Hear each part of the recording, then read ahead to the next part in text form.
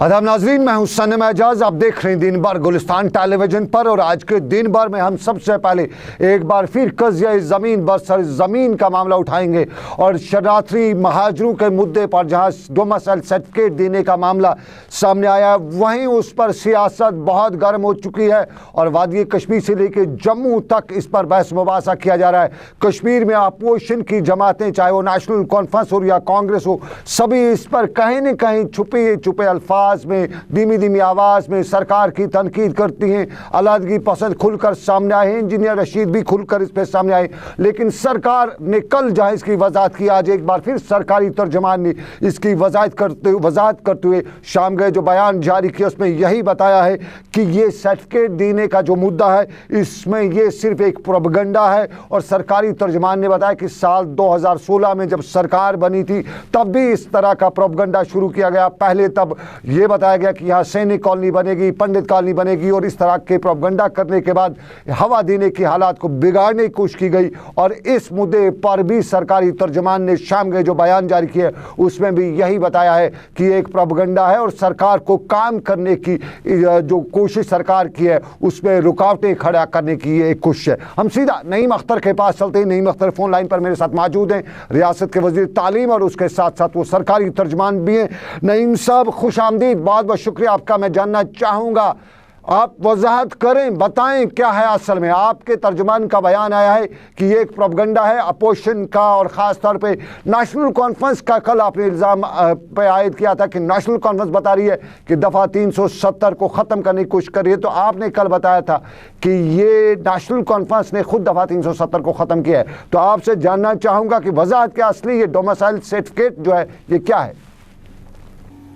सनम साहब, आपको मालूम है पिछला साल भी हमें इतना कशर पट बना नस्तिकीन कोडुक सारनी कशर जी सर कोडुक। इसी तरह अब फिर हो रही है तैयारियां कि खुदा खुदा करके हालात ठीक होने लगे थे, लोगों ने फिर जिंदगी के धागे जोड़ना शुरू किए थे, लेकिन फिर शुरू कर रहे हैं। पिछले साल भी कभी कहा कि एक कॉलोनी बन रही है, दूसरी कॉलोनी बन रही है, और उसके ऊपर जज्बात लोगों के भड़काए और हालात खराब कर दिए। अब ये दूसरा इन्होंने शोशा छोड़ दिया है कि ये जी वेस्ट पाकिस्तान रेफ्यूजी जो हैं तो उनको जी दिया जा रहा है यहाँ पे शहरियत जी। तो ऐसी कोई बात ही नहीं है। अगर वो फॉर्म मैंने वो आपके इसमें शायद उस पर फोटो भी उठाया है आपके इसमें, उसका फॉर्म मैं आपको भेज सकता हूँ। उसमें ऊपर साफ लिखा है कि आइडेंटिटी सर्टिफिकेट है।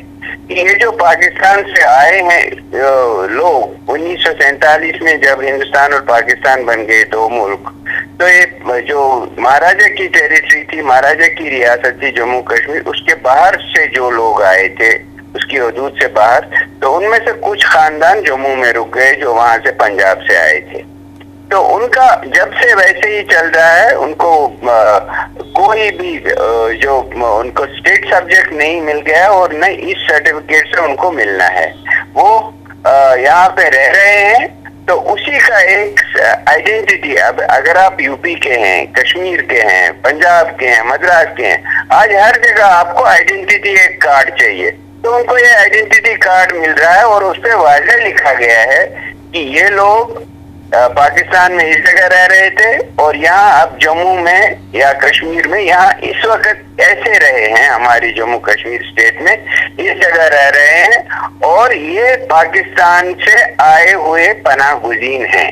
वो उसमें बिल्कुल वाज़ेह लिखा गया। तो इसमें कहाँ परमानेंट रेजिडेंस या डोमिसाइल की बात हो गई। नईम साहब, जो ये बाजार में बात चल रही है कि उसमें वही डिटेल्स दी हुई है उसमें, जो बिल्कुल जो उनके वोटर कार्ड में है। क्योंकि ये जो लोग, ये मैं फिर वाज़ेह करना चाहता हूँ आपके नाजरीन के लिए, ये जो पाकिस्तान से आए हुए रेफ्यूजीज हैं और जो जो पाकिस्तानी कश्मीर से आए हुए रेफ्यूजीज हैं, उनका फर्क है। जो हमारी रियासत में पहले रहते थे, चाहे मुजफ्फराबाद, मीरपुर, कोटली, वो जो आए यहाँ पे तो उनको स्टेट सब्जेक्ट मिल गई यहाँ पे, क्योंकि वो रियासत के बाशिंदे थे 1947 से पहले। मगर ये जो लोग हैं इनको स्टेट सब्जेक्ट नहीं मिली, जो पाकिस्तान के किसी हिस्से से आ गए। तो उनका न यहाँ वो नौकरी कर सकते हैं, यहाँ सरकार में मुलाजमत नहीं मिल सकती उनको, और न उनको ये न वो कोई जायदाद खरीद सकते हैं, जमीन वमीन, तो वो स्टेटस जो उनका वो वही है। अब उनको रियासत से बाहर कहीं जॉब के लिए अप्लाई करना है, कहीं फौज में, बीएसएफ में, या रेलवे में, सेंट्रल गवर्नमेंट में, कहीं या किसी और रियासत में, तो वहाँ उनसे पूछताछ होती है कि आप रहते कहाँ हैं। तो रहने का ये सबूत कि हम ये, और उसमें वाजह है कि ये पाकिस्तानी रेफ्यूजी हैं जो जम्मू कश्मीर में रहते नहीं, हैं। कुछ लोग कह रहे हैं कि दफा 370 को खत्म करने की एक शुरुआत है, कोशिश की जा रही है पीडीपी की तरफ से, बीजेपी, बीटीपी। वो दफा 370 को जिन्होंने दफा किया वो तो आपको मालूम है कौन लोग हैं, जिन्होंने उसकी हड्डी बोटी सब कुछ खाल तक खा ली है इख्तिदार के लिए। वो लोग तो वही अब उसका रोना रो रहे हैं। ये तो उनकी ही देन है। ये जो रेफ्यूजी आए यहाँ पे बस गए 1947 में, किसके पास हुकूमत थी, किसने किया ये सारा पूरा मामला और कैसे किया, वो तो सब लोगों को मालूम है। उसमें मैं अब इसमें तू मैं नहीं जाना चाहता हूँ। मैं सिर्फ आपके नाजरीन पे, हमारे जम्मू कश्मीर के लोगों पे वाज़ेह करना चाहता हूँ कि इसमें सिर्फ ये एक शिनाख्ती कार्ड है, जैसे आपका मेरा, क्योंकि इनका एक अलग स्टेटस है, ये जम्मू कश्मीर के बाशिंदे नहीं है लेकिन यहाँ रह रहे हैं। बहुत शुक्रिया नईम साहब, बहुत बहुत शुक्रिया हमारे साथ बात करने के लिए। नईम अख्तर वजाहत कर रहे थे डोमिसाइल जो सर्टिफिकेट जो शरणार्थियों को दी जा रही है उस पर, और जिस तरह आपने खुद सुना नईम अख्तर ने ये बताया कि जो पाकिस्तानी कश्मीर से जो महाजिर हैं, जो शरणार्थी हैं, जिन्हें हिंदी में शरणार्थी कहा जाता है, अगर वो है तो उन्हें JNK का स्टेट सब्जेक्ट मिल सकता है क्योंकि वो JNK के सिटीज़न हैं, लेकिन जो पाकिस्तान के दूसरे हिस्सों से हैं उन्हें नहीं मिल सकता है। और ये सिर्फ बकौल जिस तरह नईम अख्तर ने बताया कि एक प्रोपगेंडा है, सरकार को काम करने की कोशिश जो है वो कुछ लोग करने की कोशिश करने की कोशिश कर रहे हैं, तो ये वही है, उसके अलावा कुछ नहीं। लेकिन श्रीनगर में भी ये मुद्दा आज छाया रहा और आज श्रीनगर में अवामी इत्तेहाद पार्टी के सरबराह इंजीनियर रशीद ने एक मुजाहरा किया, हामियों समेत मुजाहरा करते हुए निकले हुए थे और लाल चौक की तरफ मार्च भी करने की कोशिश की, लेकिन पुलिस यहाँ पर मौजूद थी और इंजीनियर रशीद को यहाँ पर पुलिस ने गिरफ्तार किया। और इंजीनियर रशीद इस हाथों में प्ले कार्ड उठा रखे थे, बैनर उठा रखे थे उसके हामियों ने, और सरकार के इस फैसले को इंजीनियर रशीद जम्मू कश्मीर मुखालिफ बताते हुए इसकी मुखालफत कर रहा था। आपको मालूम होगा कि कल रियासती सरकार ने एक इंतहाई अवाम दुश्मन फैसले में वेस्ट पाकिस्तानी शरणार्थी जो हैं उनको यहाँ शहरियत के हुकूक देने का ऐलान किया और ये ड्रामा रचाया कि उनको सिर्फ मरकज़ी सरकार में नौकरियों के लिए ऐसा किया जा रहा है, जबकि बीजेपी का स्टेटमेंट क्लियर है कि ये पहला कदम है और आगे और जो मरहले हैं वो भी पूरे किए जाएंगे। तो हमारा ये मुतालबा है कि ये तानाशाही जो हुक्म है इसको आप मनसूख कर दें। और हम जम्मू के अपने डोगरा भाइयों से भी कहना चाहेंगे, जब महाराजा ने एक कानून बनाया था उन्होंने सिर्फ कश्मीरियों के लिए नहीं बनाया था, ये पूरी रियासत के लोगों के मफाद के खिलाफ है। और हम मैडम जी से कहेंगे कि हम आपको रियासत की डेमोग्राफी जो है उसको हरगिज़ चेंज नहीं करने देंगे। और जो आपने कहा था मैं अपनी टेन्योर में कश्मीर का मसला हल करूँगी, क्या ये मसले का हल है कि आप कश्मीर को हिंदुस्तान में जम करना चाहते हैं? हम आपको ऐसा नहीं करने देंगे और हमारा कल भी इंशाल्लाह एहतजाज होगा।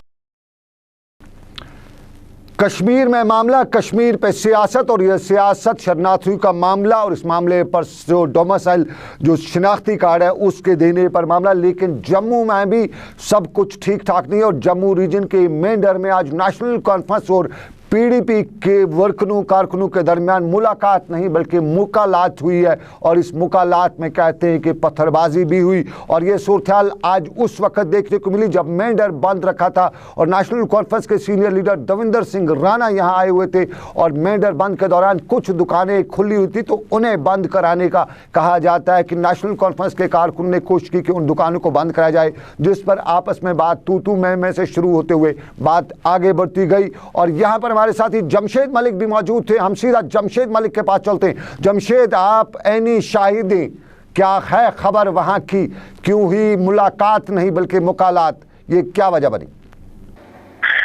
जी, आज मेंढर में नेशनल कॉन्फ्रेंस ने बंद की कॉल दी थी मखलूक सरकार के खिलाफ कि मखलूक सरकार हर महाज पर नाकाम है, इसके चलते इन्होंने आज बंद की कॉल दी थी, जिसपे सुबह से ही मेंढर बाजार में नेशनल कॉन्फ्रेंस के कारकुन जमा होने शुरू हुए जिनने बंद की कॉल दी थी। इस बीच चंद दुकानें मेंढर में खुली हुई थी, जिनको जबरन नेशनल कॉन्फ्रेंस के कारकुन बंद कराने की कोशिश कर रहे थे।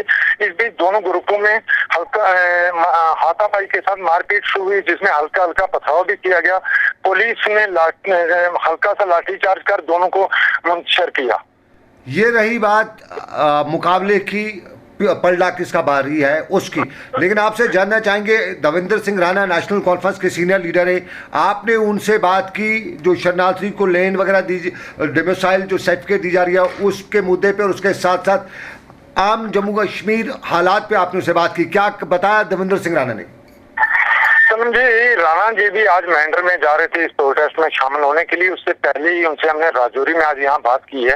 उन्होंने पंचायत राज एक्ट में तरमीम को बताया कि मखलूत सरकार जमहूरियत पर यकीन नहीं रखती, जो इसके खिलाफ है, जिसने ये तरमीम एक्ट इसमें तब्दीली लाकर लोगों के साथ एक मजाक किया, क्योंकि ये इनका कहना था कि ये लोगों के साथ इसलिए मजाक की है कि ये लोग जो मखलूक सरकार है ये हर चीज को अपने हाथ में रखना चाहती है।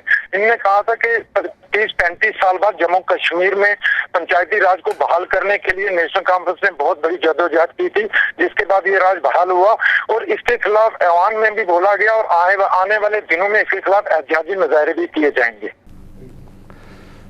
चलिए, बहुत शुक्रिया जमशेद मलिक पूरी जानकारी के लिए। जमशेद मलिक ने देवेंद्र सिंह राणा से भी बात की और हम आपको दिखाते हैं कि देवेंद्र सिंह राणा ने क्या बताया सारे मुद्दे पे। हमारा ये मानना है कि इस बिल के आने से जमहूरियत का इत्तिसाल हुआ और ये जमहूरियत में यकीन ही नहीं रखती है ये सरकार, और इन्होंने सारा का सारा पंचायती राज का ढांचा, जिसे बड़ी मुश्किल के साथ 20-30 बरस के बाद उमर अब्दुल्ला सरकार ने खड़ा किया था, उस ढांचे को ये तहस नहस करने में लगे हुए हैं। और यहाँ जहाँ जमहूरियत का ये तकाजा है कि लोग अपने नुमाइंदे चुने, इन्होंने ये जो अपॉइंटमेंट का सिलसिला रखा है, ये बुनियादी तौर पे ये खिलवाड़ करना चाहते हैं जमहूरियत के साथ, लोगों के हकूक़ के साथ, और ये चाहते हैं कि सरपंच जो हैं वो चुने ना जाएं बल्कि सेक्रेटरीट से ये बनाए जाएं, और ये चाहते हैं कि एक पंचायती राज ऐसा खड़ा किया जाए जो पंचायती राज जमहूरियत का राज ना हो,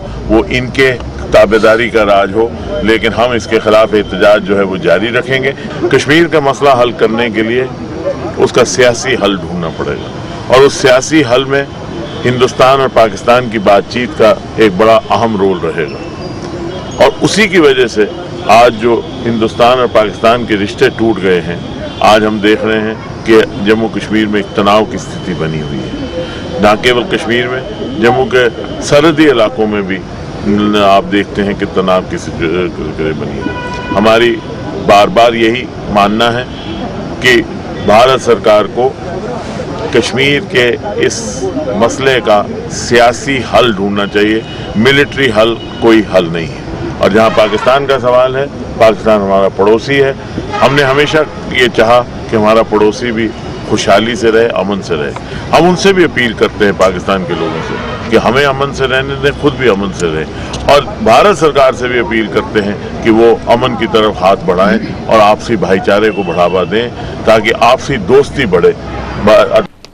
नेशनल कॉन्फ्रेंस के senior leader Devendra Singh Rana, MLA Nagrota, और एमएलए नगरोटा बात कर रहे थे मेंढर में हमारे साथी जमशेद मलिक से। लेकिन हम अपने नाज़रीन को बताते चले कि पंचायती राज एक्ट के हवाले से जिस तरह देवेंद्र सिंह राणा बता रहे थे कि सरकार जमहूरियत को पनपने नहीं दे रही है, लेकिन रियासती गवर्नर NN वोहरा की तरफ से जहाँ पिछले दिनों पंचायती राज एक्ट की तरमीम के हवाले से मंजूरी मिली है और उसके बाद रियासत के पंचायती चुनावों को लेकर हलचल भी देखने को मिल रही है, वहीं आज चीफ इलेक्टोरल ऑफिसर शांत मनू ने रियासती गवर्नर से मुलाकात की, जिस दौरान शांत मनू ने रियासत में मुनक्कद होने वाले पंचायती इंतखाबात के हवाले से की गई तैयारियों की जानकारी गवर्नर को फराहम की। नाज़रीन को याद दिलाना चाहेंगे कि पंचायती इंतखाबात मार्च के महीने में हो सकते हैं और उसके लिए रियासती सरकार गियर अप हो चुकी है, और पंचायती इंतखाबात के साथ साथ 2 निशस्तों के, पार्लिमानी निशस्तों के जम्मू कश्मीर में इंतखाबात होने हैं, साउथ कश्मीर के और सेंट्रल कश्मीर के। साउथ कश्मीर से आपको याद होगा महबूबा मुफ्ती पार्लियामेंट की सीट से रिज़ाइन कर चुके और श्रीनगर से तारिक हमीद करार रिज़ाइन कर चुके, लेकिन हम आपको आपको श्रीनगर का एक और पहलू दिखाते हैं। और इस पहलू में आज PHE महकमे की श्रीनगर में एक मीटिंग हुई और इसकी सदारत PHE के वजीर श्यामलाल चौधरी ने की और जिस दौरान महकमे की कारकर्दगी का जायजा लिया गया। मीटिंग में रियासत की सरमाई सूरत को मद्देनजर रखते हुए रियासत की मजमूई सूरत को मद्देनजर रखते हुए अफसरान को हिदायत दिए गए और पानी के मामले पर श्यामलाल चौधरी ने अफसरान को बताया कि पानी का मुद्दा है और इस पानी के मुद्दे पर कहीं सियासत करने की जरूरत नहीं बल्कि पानी हर किसी को पहुंचाना ज़रूरी है। श्यामलाल चौधरी इसके बाद दरियाई जहलम के मुख्तलिफ किनारों का जायजा भी लिया। ड्रजिंग के मामले पर भी उन्होंने सूरत हाल को देखा और सूरत हाल बयान करते उन्होंने बताया कि सरकार गियर अप हो चुकी है और सरकार काम करना चाहती है। और हम आपको पहले दिखाते हैं श्यामलाल चौधरी का बयान और उसके बाद हम आपको इसी हवाले से एक और महकमे के हवाले से एक और ख़बर भी बताएंगे।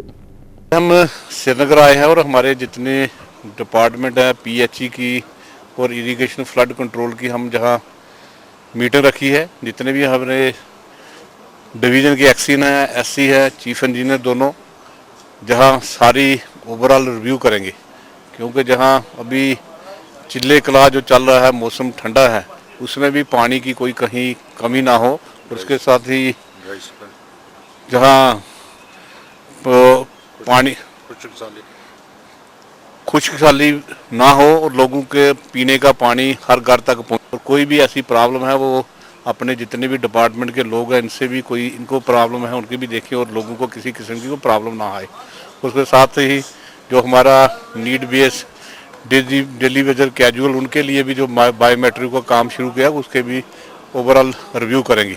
उसके साथ ही हमारा जो ड्रेजिंग का काम चल रहा है उसको भी ऑन स्पॉट जाकर देखेंगे कि ताकि वो काम स्पीड अप हो और आने वाले समय में कोई भी ऐसी कोई परेशानी ना आए।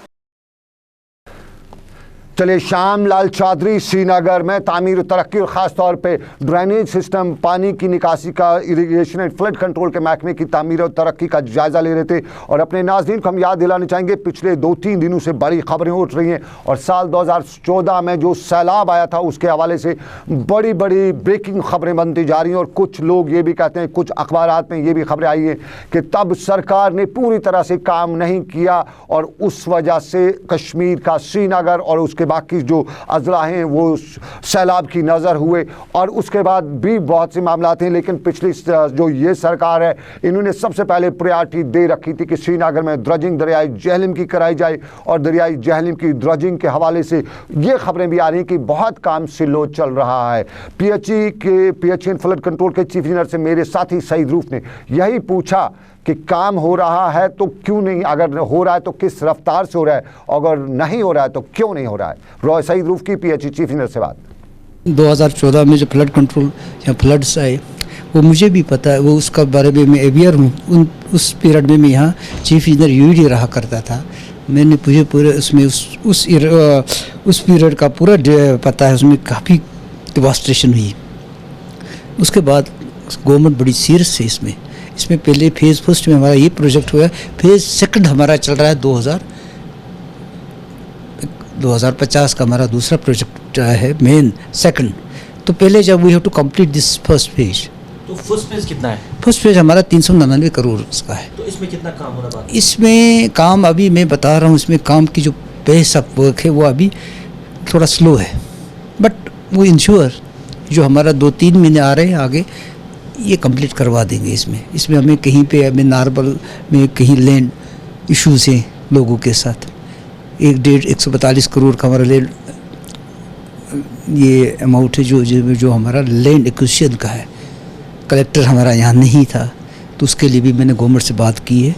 Immediately collector will be posted और will sort out all those issues जो हमारे इसमें बोटल नेक से उनको हल करेंगे। तो मैं आप जो अब इस वक्त जो फेज़ फर्स्ट वाला है इसका अब हमने प्रोग्राम का इसका ब्रेकअप ऐसा बनाया 2 साल के लिए बनाया है। एक तो 16-17 में चलेगा, इसका कुछ हमने क्वान्टिटीज़ फिक्स की हैं और 17-18 में विल कंप्लीट 399। तब तक हमारा जो दूसरा प्रोजेक्ट है फेज़ सेकंड वो स्टार्ट हो जाएगा। इसमें फेज़ फर्स्ट में कितना काम हुआ है और कितना होना बाकी है? नहीं, फेज़ फर्स्ट में इस वक्त इतना काम नहीं होगा। इस वक्त मुझे जो अब पूरा मेरे पास फिगर्स आई है उसके हिसाब से 10 से 20% काम हुआ है। अब लेकिन अब हमारा टारगेट ये 2-3 महीने हमारा इसमें कोशिश रहेगी, will complete our target this by end of this March. चलिए मेरे साथ ही सईद रूफ की पीएचई के चीफ इंजीनियर से, माफ कीजिएगा पीएचई नहीं बल्कि flood control irrigation and flood control के चीफ इंजीनियर से खास बात, और जिस तरह उन्होंने बताया कि काम हो रहा है, लेकिन पिछले कुछ दिनों की जो हालात वाक़ात है उसको जिम्मेदार ठहराते हुए बता रहे हैं कि सुस्त रफ्तारी हुई है, लेकिन अब गियर अप सरकार हो चुकी है। Chief engineer irrigation and flood control बता रहे थे, लेकिन बिजली का मामला और बिजली के मामले पर सियासत ही नहीं बल्कि कई और मामला भी हैं। और डोरू अनंतनाग में आज लोगों ने पीडीडी महकमे के खिलाफ एहतजाज किया।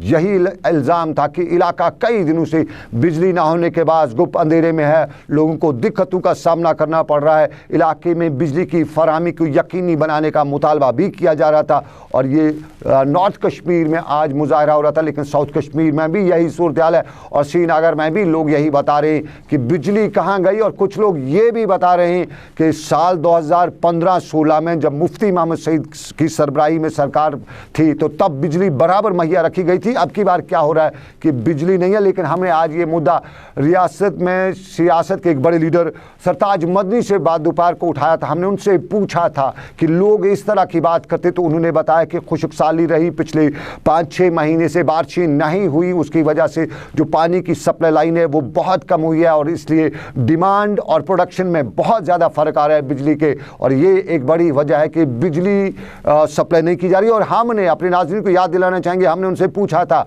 कि पावर प्रोजेक्ट्स पे पीडीपी सबसे पहले बात करती थी, अब क्या है पावर प्रोजेक्ट्स का हाल अहवाल, क्या पावर प्रोजेक्ट्स का हाल अहवाल जो है क्या वो जम्मू कश्मीर को वापस मिलेंगे। तो उन्होंने कहा कि ये उनके एजेंडा ऑफ अलायंस में पहली शक है, तो इस शक को किसी भी हाल में पूरा किया जाएगा। लेकिन बिजली का हाल और डोरू अनंतनाग में लोगों को परेशानी, श्रीनगर में भी लोगों को परेशानी, और इस परेशानी से लोग खुद वज़ीर आला से इस मामले पर मुदाखलत की अपील कर रहे हैं। पावर मसला पावर ये गई आज 8 बजे अक बसन 5 घर वह हाथ पावर योर घर पावर चलान तो तुमने हाथ 3 kV पावर मत बरादरी मन वन तुम करो सेंटर बाकी फील्ड फील्ड तो तुम कुछ लगे फील्ड पको तुम पको ना मानने का मसला बिजली हसा कोर मसला हसा कोर ओड किताब। जिस तरह हमने पहले बताया था कि अनंतनाग के कुकरनाग इलाके में सरकारी स्कूलों में काम करे लोगों ने आज एहतजाजी मुजाहरा किया। एहतजाज में शामिल ये लोग सरकार के खिलाफ नारेबाजी कर रहे थे, और मामला यहाँ पर उनकी तनख्वाहें वागुजार करने का था, और ये एहतजाज करने वाले लोग बता रहे थे कि उनकी नौकरी को मुस्तकिल किया जाए। और चीफ एजुकेशन ऑफिसर जो अनंतनाग, उनका भी मानना है कि महकमे के पास एक मनसूबा है, बहुत जल्द इस पर अमलावरी भी होगी और इन लोगों के मसाइल हल होंगे। ये अनंतनाग में आज जो मामला था, लेकिन सरकार का रद्द अमल ये कि बहुत जल्द इनके मामलात सुलझाए जाएंगे, और इस पर आम लोग भी यकीन करें या ना करें, लेकिन कुछ लोग ये यकीन कर रहे हैं कि शायद अब की बार उनकी उम्मीद बर आए। और हमारा यूनियन है ये कुक, और हम 16 साल से यहाँ पर काम कर रहे हैं। हर वक्त हमारे मन में यही चाहत रहती है कि हमारी मांगे पूरी होनी चाहिए, लेकिन हो नहीं रही है।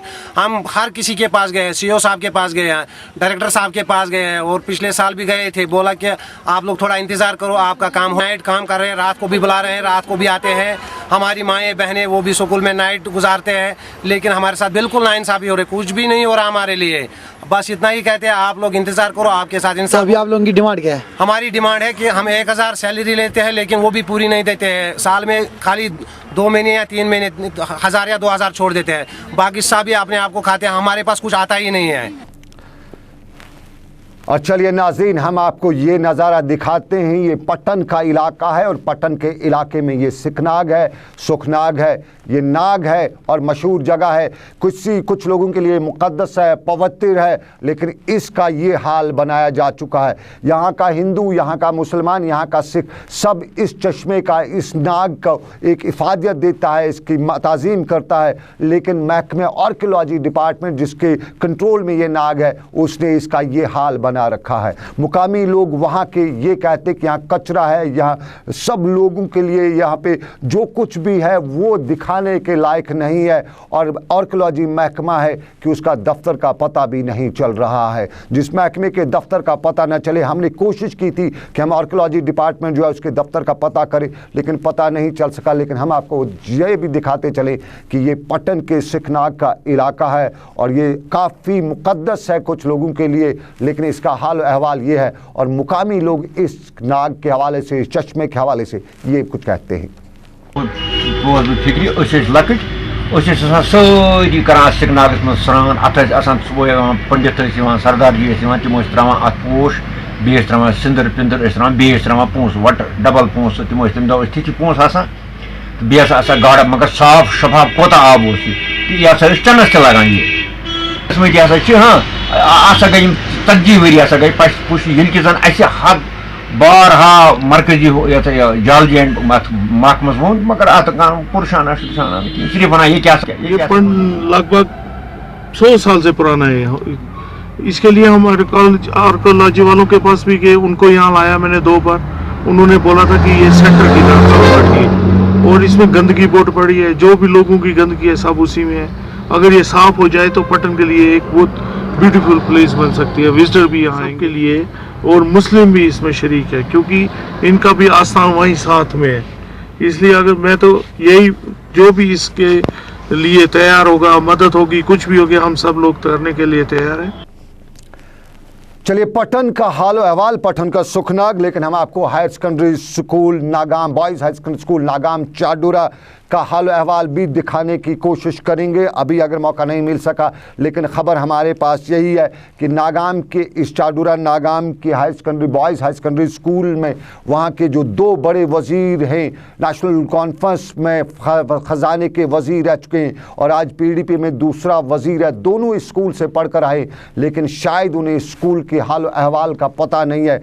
2015 में एक छोटा सा भूचाल का झटका आया था, तब इसकी दीवार गिरी थी और दीवार क्या गिरी कि सब ने वहाँ से रास्ता बना लिया, चाहे इंसान हो, कुत्ते हो या जानवर हो, सब ने इस स्कूल की दीवार गिरने के बाद यहाँ से रास्ता बना लिया। मुतलका अफसरान कहते हैं कि उनके पास फंड्स आए हुए, लेकिन फंड्स आने के बावजूद भी उस पर काम नहीं किया जा रहा है। और आज वहाँ के मुकामी लीडर इंजीनियर नज़ीर अहमद यतू ने इस पर वाविला करते हुए मुजाहरा करने की कोशिश भी की थी, लेकिन सरकार का ये एक पहलू, ये एक अहवाल बता रहा है कि ज़मीनी सतह पे ब्यूरोक्रेसी किस तरह से काम कर रही है। लेकिन हम आपको नाज़रीन दूसरी खबर ज़रूर बताने चाहेंगे और आपको बताते चले कि अगर आप घर से बाहर खाना खा रहे हैं, होटल में खा रहे हैं, रेस्टोरेंट में खा रहे हैं, तो आपको बड़ा मीठा लगता होगा। घर में बनाए हुए खाने से ज़्यादा अक्सर आपको शायद ज़्यादा ही अच्छा लगता होगा, लेकिन आप उसकी अच्छाई पे मत जाइएगा, क्योंकि उसकी अच्छाई एक ख़तरनाक बीमारी को जन्म भी दे सकती है।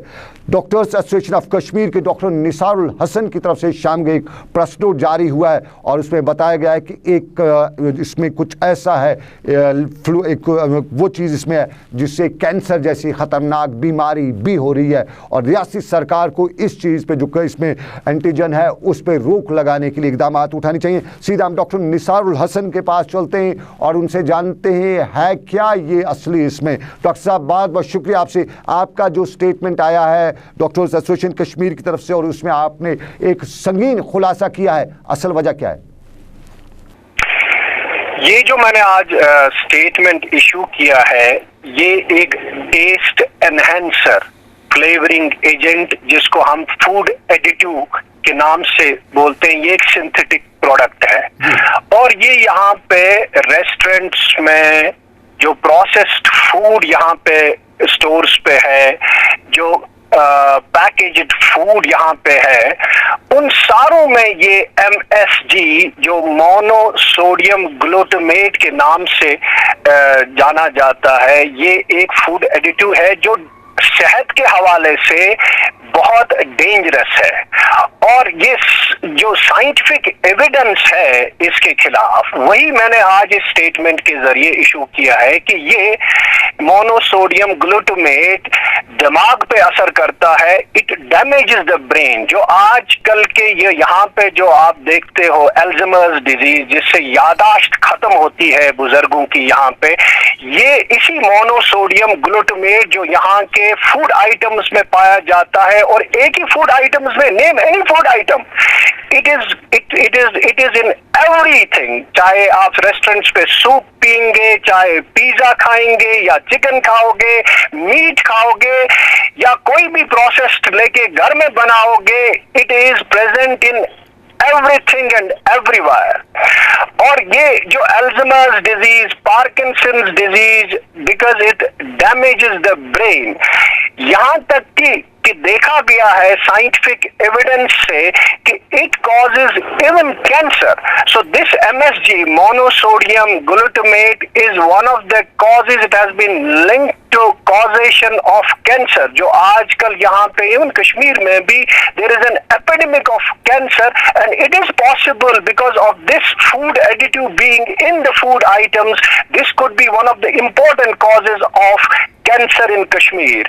और जो आज यहाँ पे ओबेसिटी के हवाले से जो मोटापन आप देखते हो बच्चों में भी खास तौर पे, क्योंकि ये मोनोसोडियम ग्लूटामेट यहाँ स्कूल कैफेटेरियाज में भी ये यूज करते हैं। Even it is contained in the baby food also, in infant formulas also, which is so dangerous that आजकल जो भी बच्चे आप देखते हैं ओबेसिटी के हवाले से, you have an epidemic of obesity. It is because of this monosodium glutamate, this food additive. ये सब कुछ है, लेकिन क्या यहाँ सरकार को पता नहीं है कि ऐसा होता है, या सरकार ने इस पे कोई रोक लगाने की कोशिश तो नहीं की है? बदकिस्मती से यहाँ की जो फूड इंडस्ट्री है, मैं पूरे मुल्क की भी बात करता हूँ कि ज्यादातर जो फूड आइटम्स आते हैं वो बाहर से ही आते हैं, और यहाँ पे भी बनाते हैं हम। जो प्रोसेस्ड फूड है, जो पैकेज्ड फूड है, वो बाहर से। Food industry is in know how of this thing that this is dangerous. और अब उन्होंने ये चाल की है कि जो इनकी लेबल्स है उन पे ये नहीं दिखाते हैं ये monosodium, it is missing there. तो या बिल्कुल आप जिस तरह से बता रहे हैं, एक बड़ी खतरे की घंटी आप बजा रहे हैं। सजेशंस क्या होंगे? आप एक डॉक्टर भी हैं, एक्सपर्ट भी हैं, सोशल एक्टिविस्ट भी हैं, आपकी सजेशन क्या है?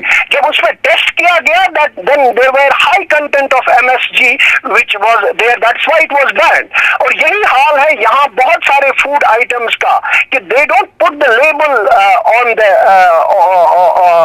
ऑन देयर पैकेट कि it contains MSG, that is why they are misleading people. बदकिस्मती ये है कि यहाँ पे जो फूड एंड ड्रग वाले हैं, न तो मेरे ख्याल से उनको ये जानकारी है, न वो यहाँ पे चेकिंग करते हैं मार्केट में, यहाँ पे उठा के सैंपल्स को बाहर बेचते, या क्योंकि यहाँ पे जो टेस्टिंग लेबोरेटरी है, it does not have the facility to test this MSG।